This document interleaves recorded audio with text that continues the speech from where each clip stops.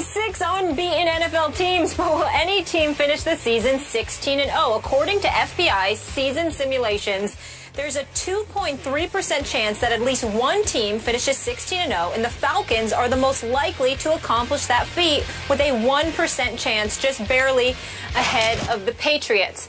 Stephen A. Smith, are the Falcons over or underrated?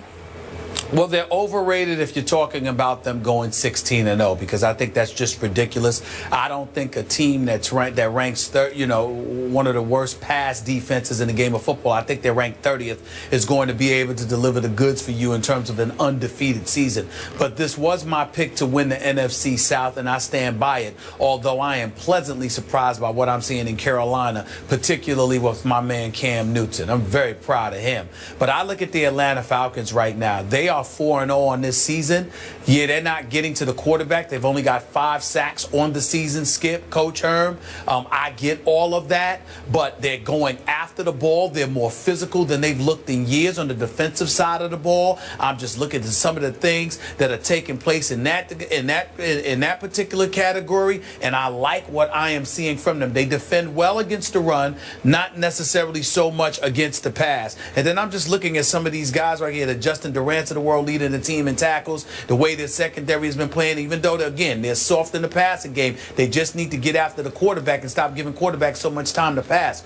Offensively is the reason I picked them to win this division.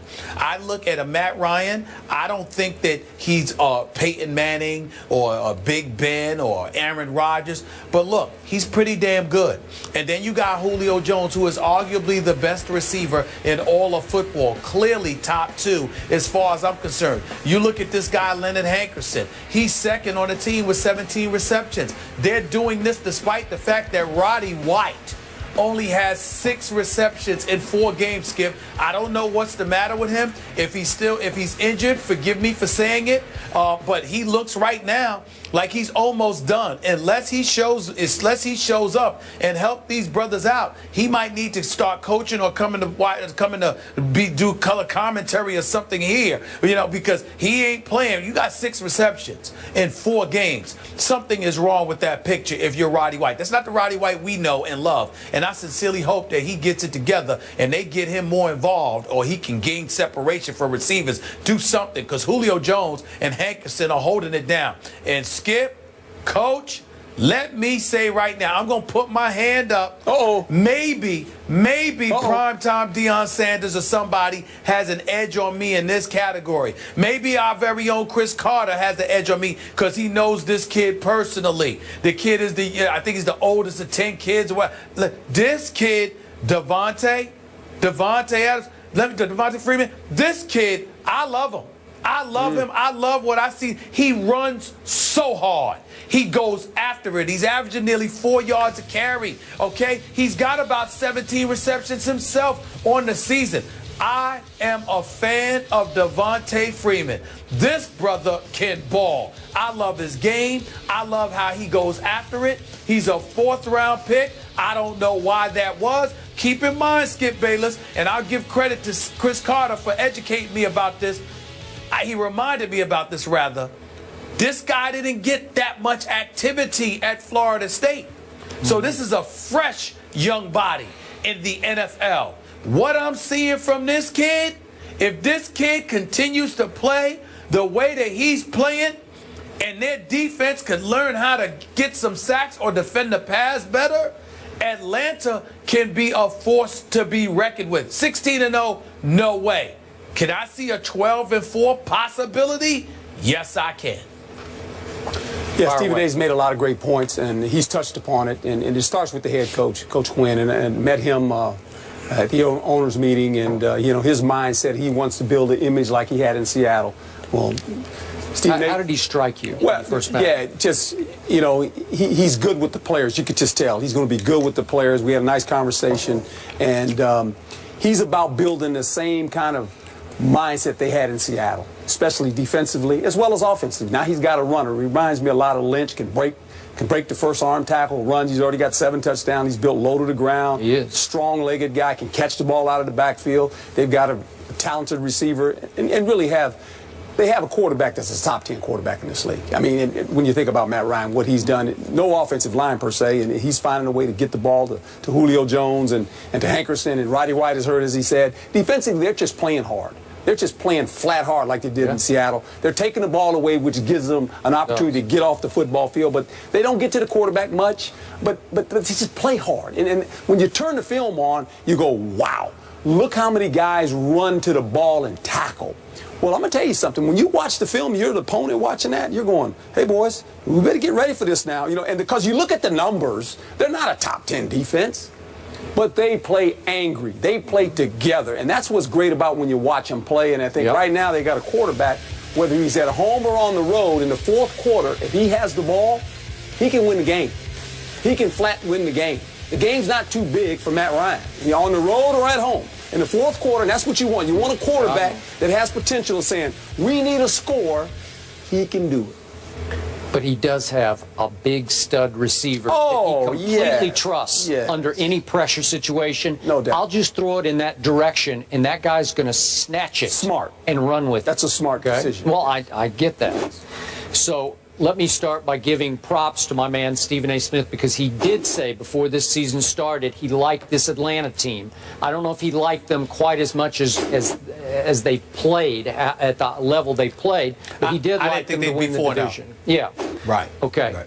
So now let's get back to overrated, underrated. If I just take this Falcons team in a vacuum and just put them by themselves and say how good a football team this is, it's overrated. But if I take it, given its schedule, I think people are sleeping on these Falcons, because this schedule, by NFL standards of schedules, is a cakewalk. Are you saying they're going to go 16-0? Here's what they're going to do. They're going to go 14-2, or maybe 15-1. I give them an outside shot at 16-0 just because it looks to my eye, knowing what I know to this point, the quarter way through the season, it looks pretty easy given the fact they've got Carolina at the end of the year, home and away, with 1 week in between them.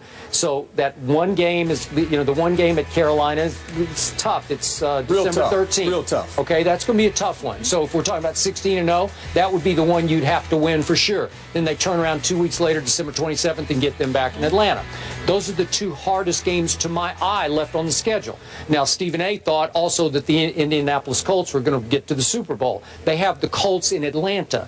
Are the Colts going to turn back into that Super Bowl contender? I don't think so. Doesn't look like it. Okay, so we can dismiss that game. All right, here's why I say they're overrated.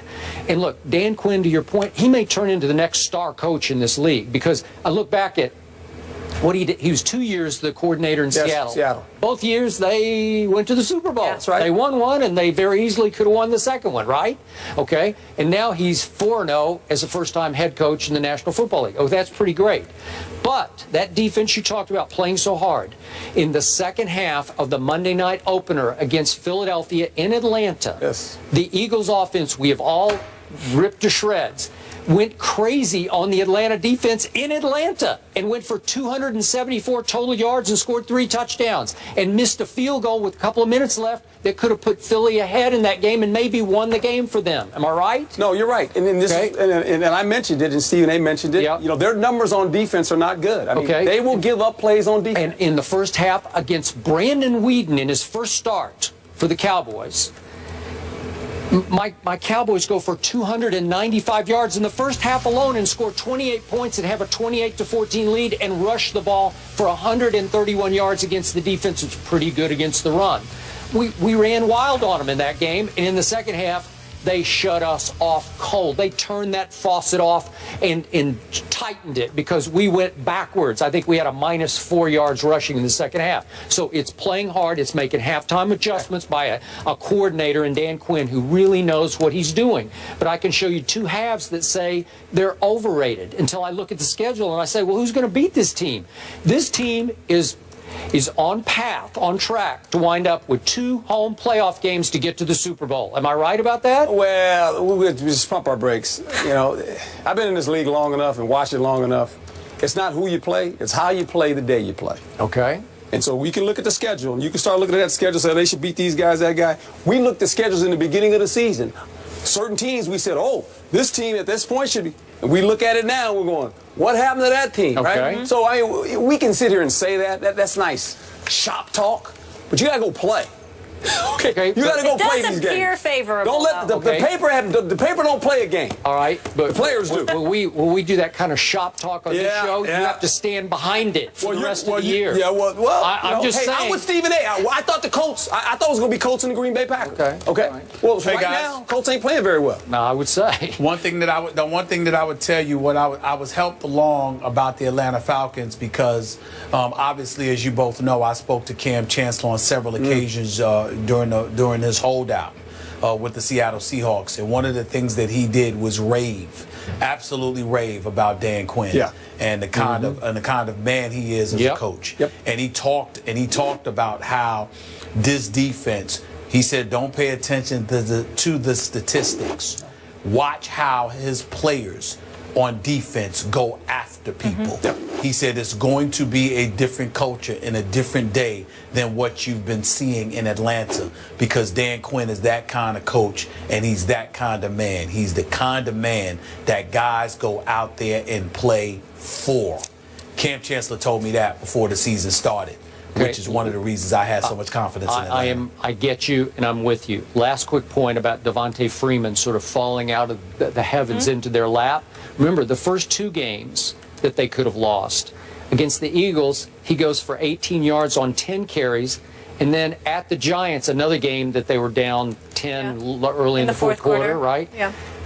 He goes for 25 yards on 12 carries. And nobody was talking about Devontae Freeman until my Cowboys introduced him to the world by saying, watch this, he looked like Earl Campbell to me, right? He's just running roughshod over him. Well, he's a rookie, young player, and it takes time. Second year. He's a virtual rookie. He's a rookie to me. I mean, he hadn't played a lot of football. You're right. No longer under the radar. But to your point, Dan Quinn has certainly changed the culture there. When you describe them playing angry, playing tough, you wouldn't describe this team that way prior to his arrival. It's really been impressive and fun to watch. So Matt Ryan versus Kirk Cousins, that's Sunday in Atlanta. So Skip believes it will be remembered as the bat out of hell play. Herm Edwards is sticking around to react to that play and how the Lions handled it. We're going to get into that after the break. Stay here.